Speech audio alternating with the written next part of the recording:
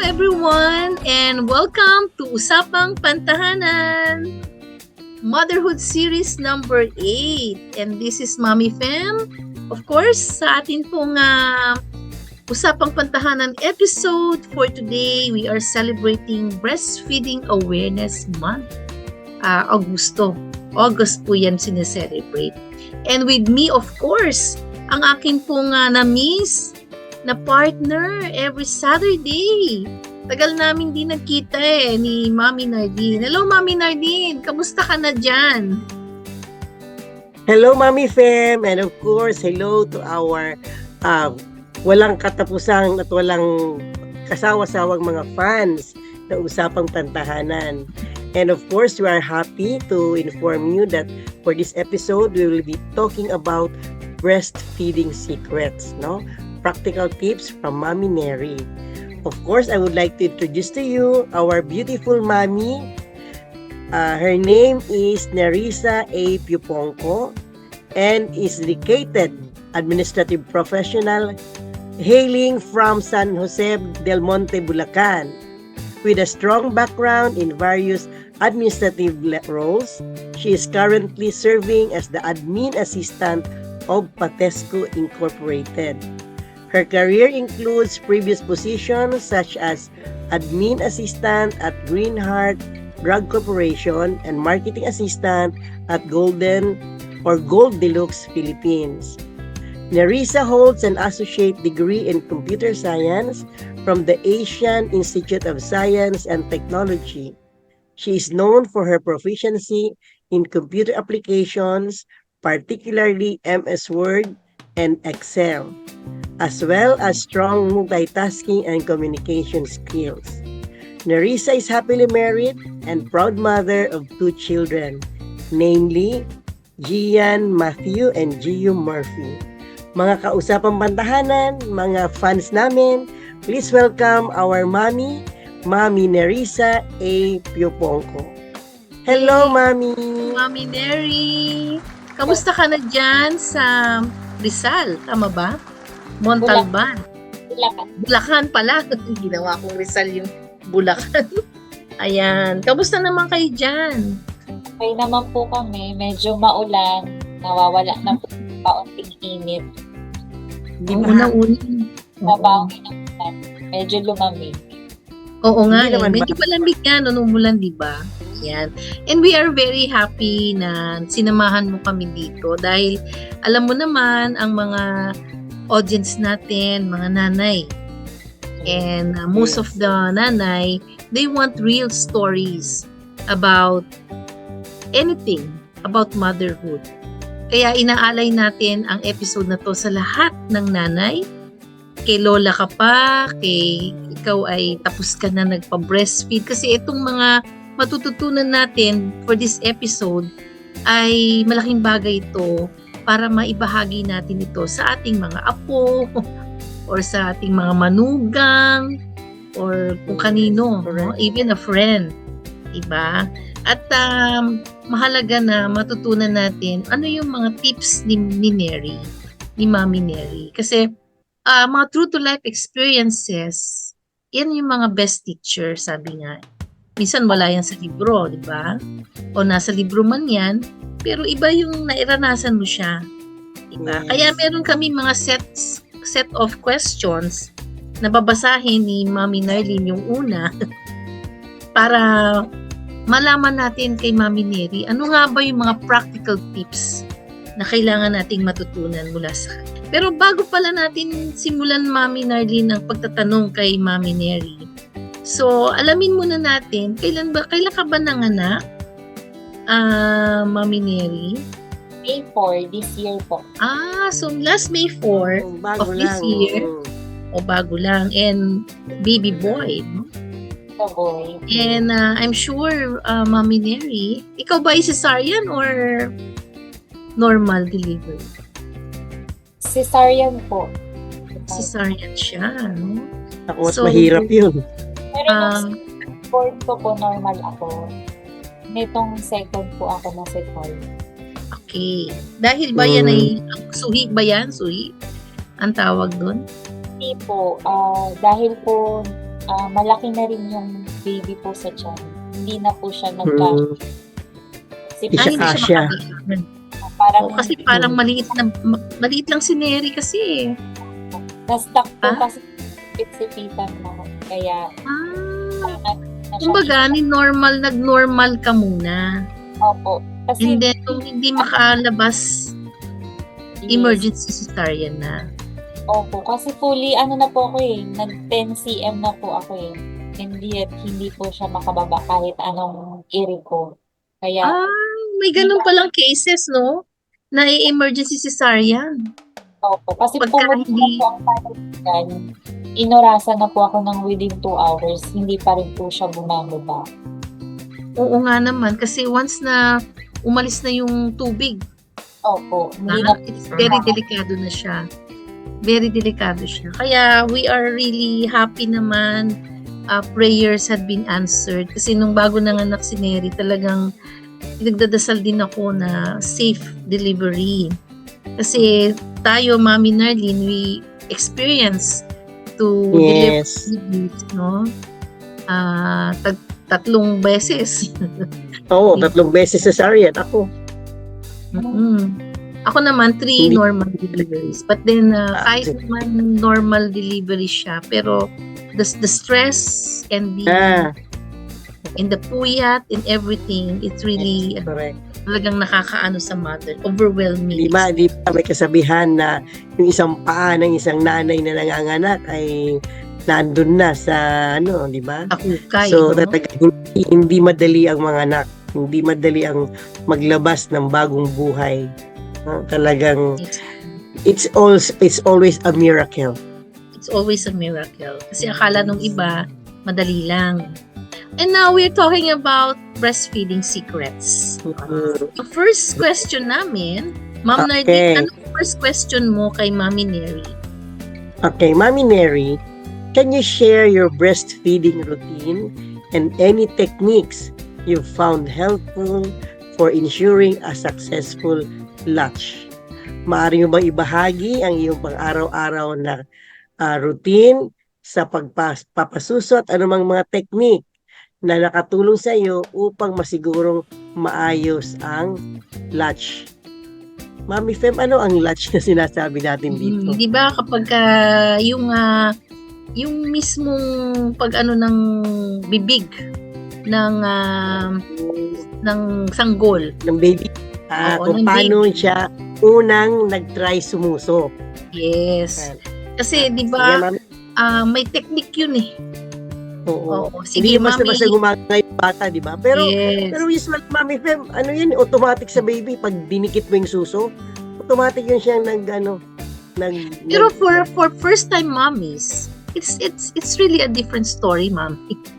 Pero ito kasi si Mami Neri ay nanganganay to eh. Dahil lang ang laki ng diferensya ng agwat ng malaki, malayo. firstborn and the second. Kaya para din siyang may panganay. Sige, Yeah, alamin okay. natin kay Mami Neri. Bali, eto po, since CS po ako, napunta po siya sa NICU, ang baby po. Then, ang ginagawa ko po, kailangan po namin kasi siyang bisitahin since kailangan din po niya mag-breastfeed. Hindi po siya pwedeng mag-formula. Pinupuntahan ko po siya every visiting hours po. Then, lagi po namin siyang pinapractice since ang issue po sa baby ko is lack of suck. Hindi po siya marunong mag-suck. So, nung tinry po namin, nag-suck naman siya sa akin. Ang problema po sa bottle. Sa bottle siya hindi marunong mag-suck. So, ang ginagawa po namin, every time na pupunta kami, pinapractice po namin siyang mag-feed sa akin. So, nung pumunta po kami nung binalik na po siya sa room namin, doon na po kami medyo nagkaroon ng bonding for breastfeeding. So, ang ginagawa po namin, every 3 hours po. Kasi yun po talaga ang pinaka-routine ng newborn babies. Every 3 hours po natin siya ipapa-breastfeed. So, dapat po ang breastfeed natin, ang ginagawa ko po, kailangan po natin umupo. Tapos, baby po natin is parang nakaganito po siya. Ganyan po. Hawak. So, yun po yung parang yun po yung unang technique na ginawa ko para makuha po niya yung milk na meron ako. Since ang mga CS po daw is hirap pang maglabas ng breast milk kapag bagong opera po siya. So, yun po ang binigay sa aming technique ng aming pedia at saka OB pagka magpapa-breastfeed. Kailangan po nakaupo siya and naka-elevate po ng kaunti si baby. At the same time, para hindi rin po siya ma-choke. Mabilis lang po siya mag-birth. Tapos po ang pinakamahalaga sa pagbe-breastfeed, every time po na ibe-breastfeed po natin, huwag po nating kakalimutang ipa-birth ang baby. Yes. Okay, yun po ang pinaka-importante sa kanila para hindi po sila ma-bloated tsaka hindi po ma-choke po at the same time. And then, ang ginagawa ko lang pong technique, lagi lang po akong umiinom ng tubig before breastfeeding. Pwede rin pong during breastfeeding and after breastfeeding po. Yun lang po yung ginawa ko nun, and then umiinom po ako ng malunggay. Pinapakulaan ko po yun. Yun po yung ginagawa pong tubig. Kasi hirap din po ako mag-latch nun eh. Yun lang po ang mga technique ko. Tapos, meron po ako kasing iniinom ngayon. Medyo ngayon lang din po kasi siya eto po. Malunggay juice yan eh. Diba? 1 month na po si baby nung nalaman ko po ito kasi medyo nahirapan din po talaga akong mag-ano ng milk supply kahit po nagbe-breast pump ako. Every time po na magpapa-breastfeed ako, umiinom po ako nito. May tanong ako, ano ang effect sa'yo? Ano po, Mami ang gatas mo? boost po talaga yung milk supply ko. Lumadami yung gatas. Parang dito po ako nahiyang. Dito po kasi siya meron din po siyang okra tsaka luya. Concentrated na po ito, mami. Bali, ang 3 tablespoon neto, equivalent sa 1 capsule ng malunggay po. So, yun po yung isang mga routine ko para po mag-boost yung milk supply ko. Kasi, hindi ko lang po sure kung sa ibang mami, nahiyang po sila dito. Pero ako po kasi nakakailang bottle na po ako nito as of now. Hindi Ba siya po, mahal? ito po, ang isang bottle nito, 1,000 ml, 290 po. Sa Ay, Watt's. pwede na. Pwede Yes, na. Parang gusto ko Pero yung yung origin, kung halimbawa yung talagang fresh malunggay na iyong iboboil, Ayun po, mas effective effective yun. siya. Pero based on my experience po kasi, ilang po ako nun eh. Medyo hindi po talaga siya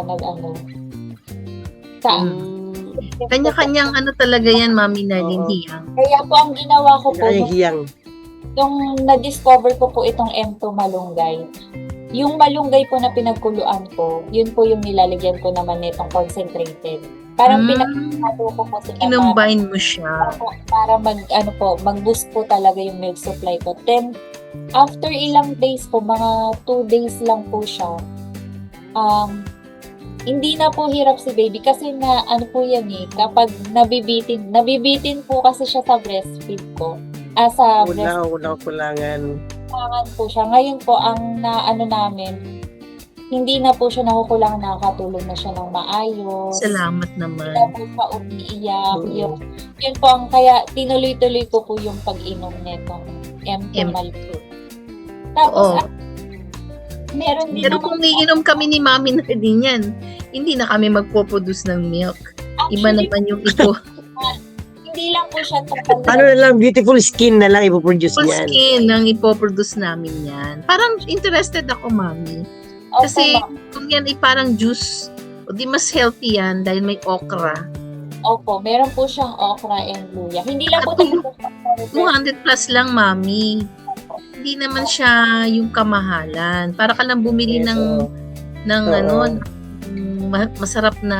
masarap pero masustansya na pwede mo siyang tubig or lalagyan ng kalamansi or lemon. Ayan.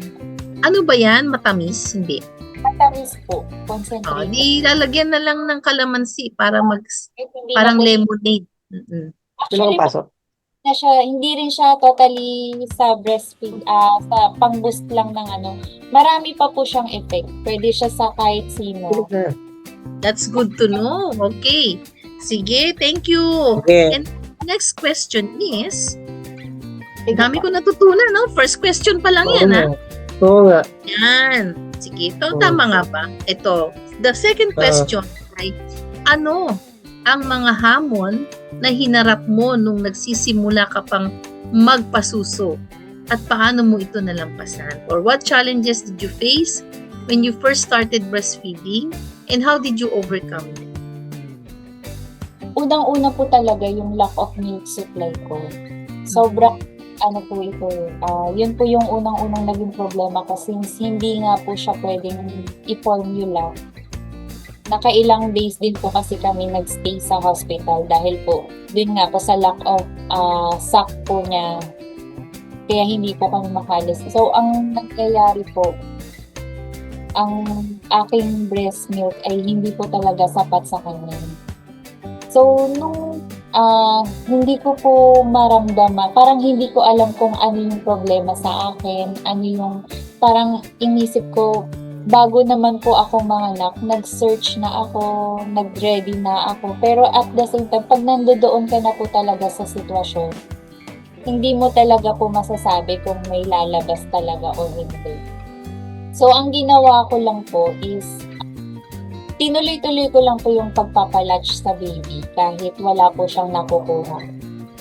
Tapos iniinom lang po ako ng tubig.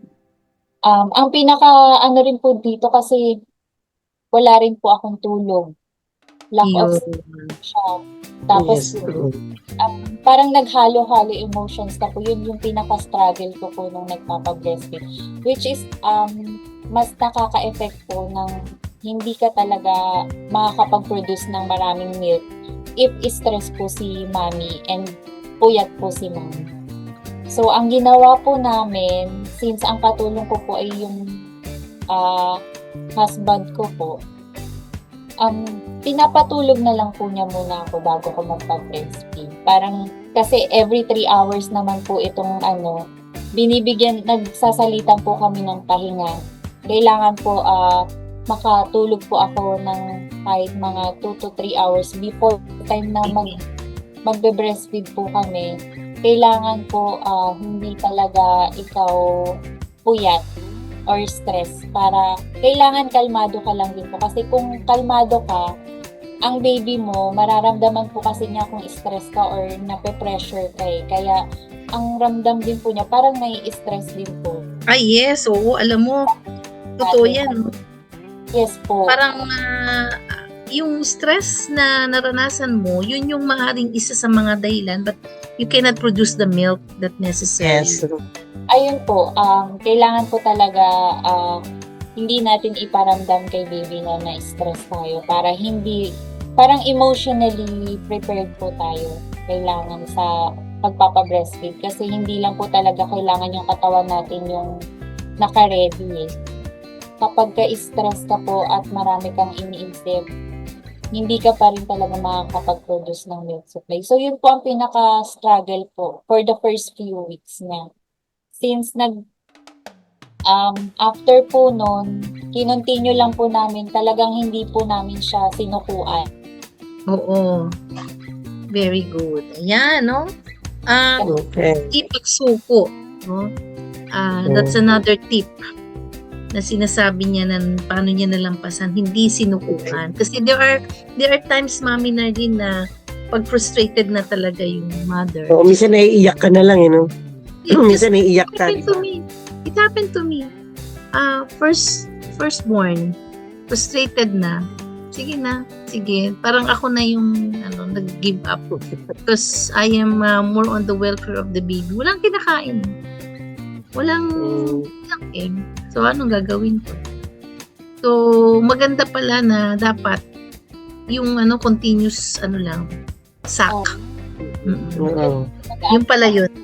Yun po talagang pinaka-effective na way para po tuloy-tuloy. Kasi ang pag-aano po ng Sa third third question na tayo, Mami Nair. At ito ay ibabahagi ni Ma'am Narlene. Yan, Ma'am Narlene. Okay. So, paano mo pinamamahalaan ang pagpapasuso sa publikong lugar o kapag ikaw ay nasa labas? Meron ka bang tips na pwede mo i-share sa mga bagong nanay? Kasi syempre hindi maiwasang lumalabas sila, bit-bit si baby. So, paano mo yung mabibigyan pa rin ng parang proteksyon ang nanay at saka ang baby, lalo na pag nasa labas kayo at gusto mo magpasuso? ang ginagawa ko po kasi every time na aalis po kami, based on my experience po, ang ginagawa ko po, pinapa-breastfeed ko po muna si baby bago po kami umalis. Ito po muna nakasok siya, nakapag-birth na siya, bago po kami umalis.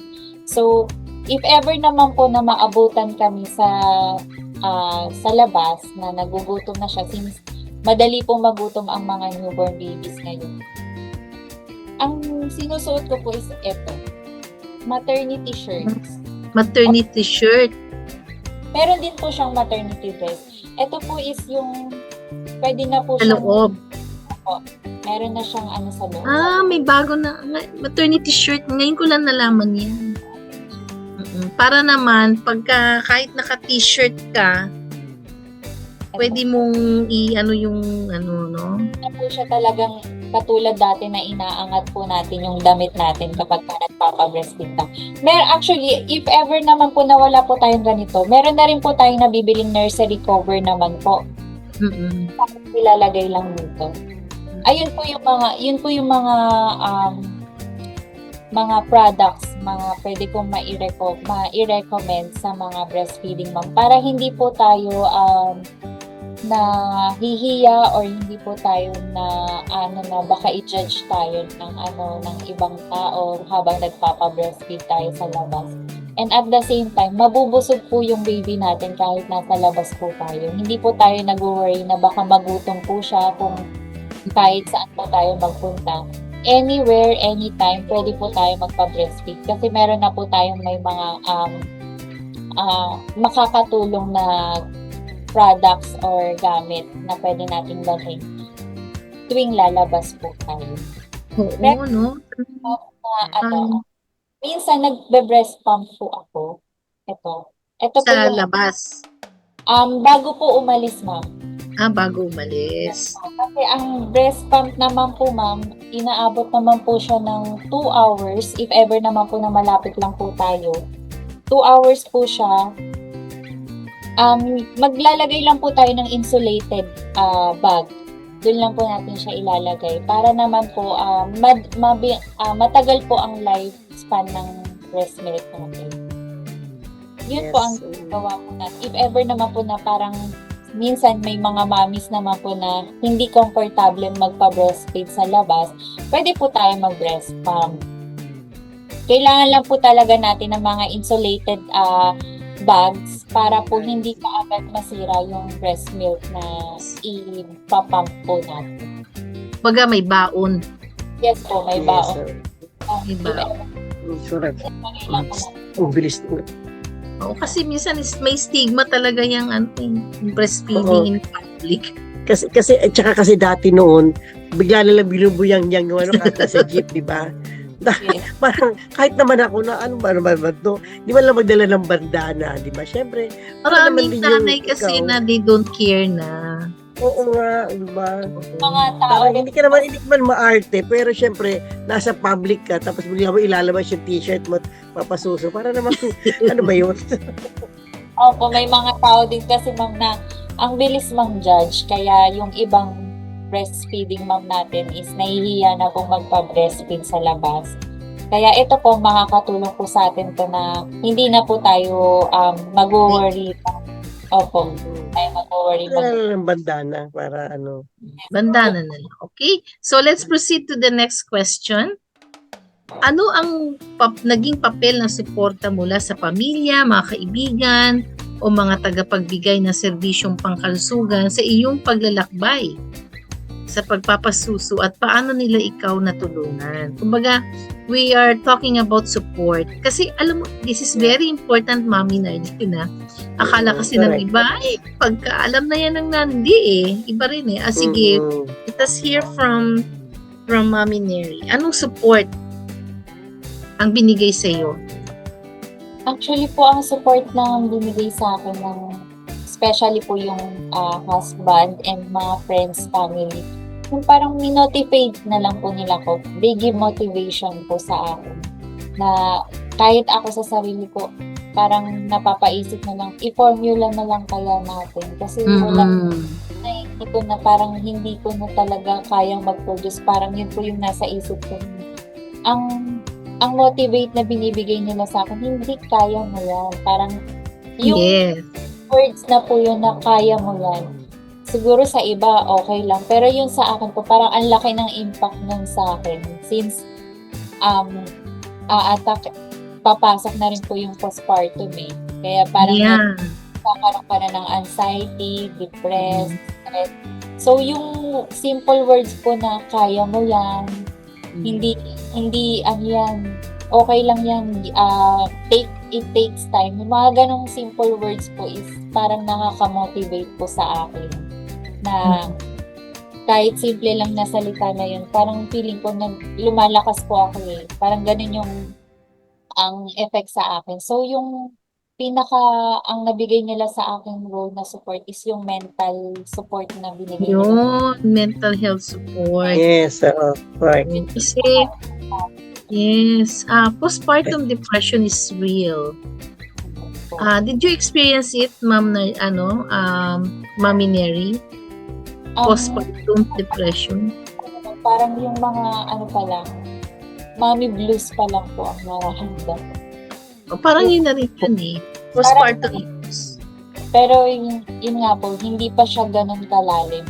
Lalo po sa breastfeeding, yun po talaga ako parang inatake ng anxiety, stress.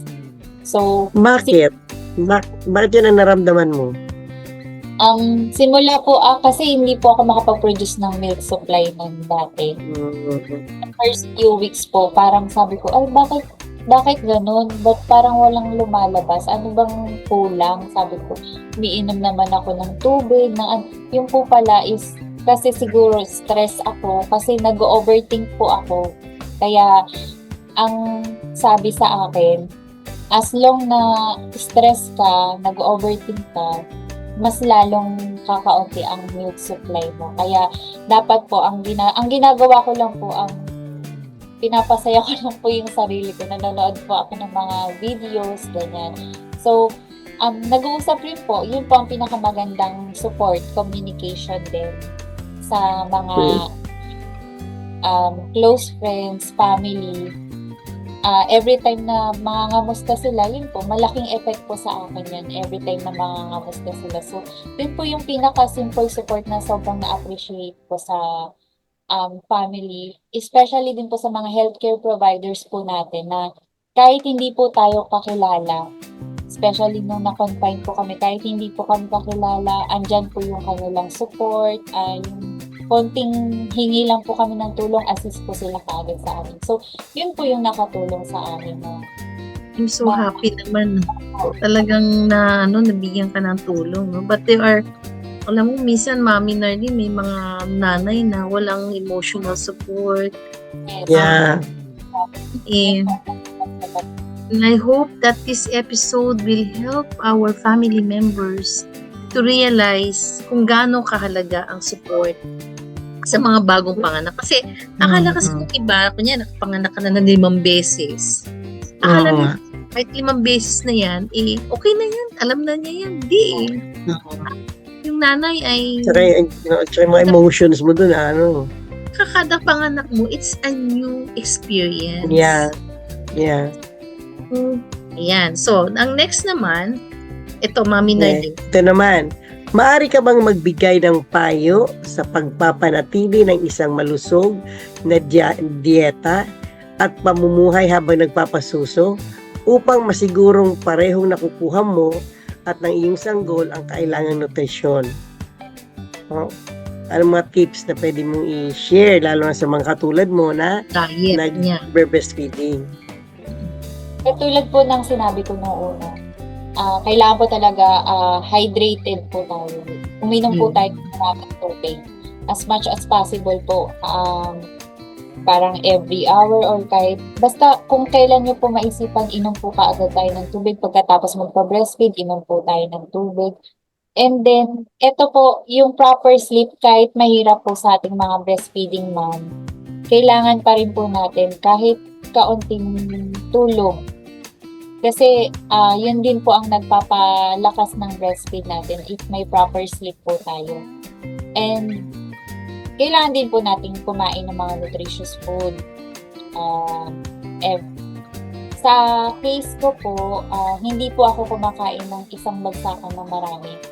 Ang ginagawa ko po is pakunti-kunti ng para hindi rin po mabigla yung ating katawan at makapagpa-breastfeed po tayo ng komportable.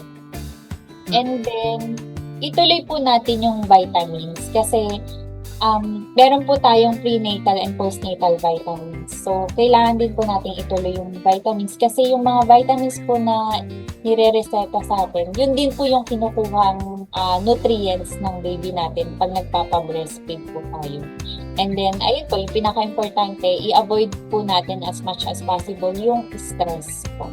Kasi, yun talaga ang isa po talagang big impact kapag magpo-produce po tayo ng milk supply kay baby.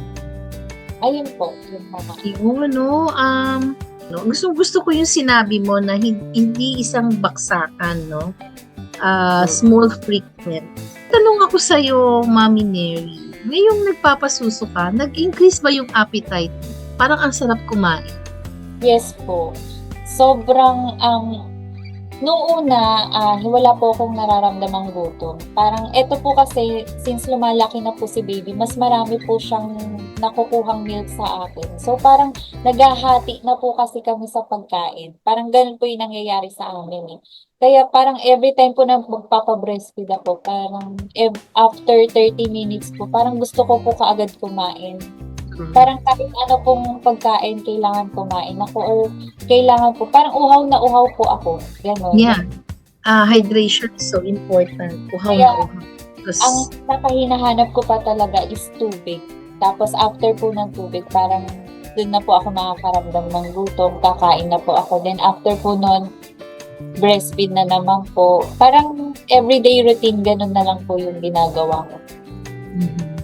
Of course, you have your breakfast. Siguro yung sinasabi mo, small frequent, you have your breakfast, and then your AM snack, and then your lunch, your PM snack, and then your dinner, and your late night snack. Midnight snack. Midnight snack.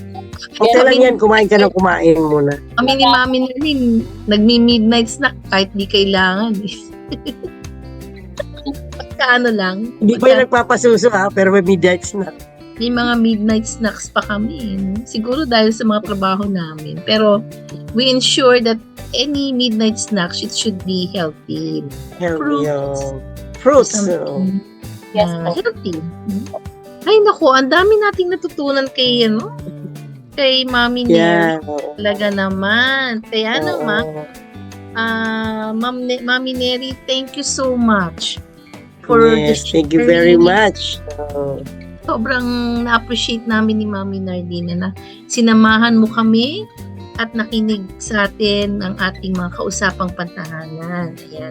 Kaya naman mga kausapang pantahanan, sa next episode natin, it's a back-to-back episode. Maya ay mapapakinggan naman ninyo yung tungkol sa debunking breastfeeding myths. At pag-share dyan mamaya, mag-share din dyan si Mami Neri at guest din natin ulit si Mami Neri dyan.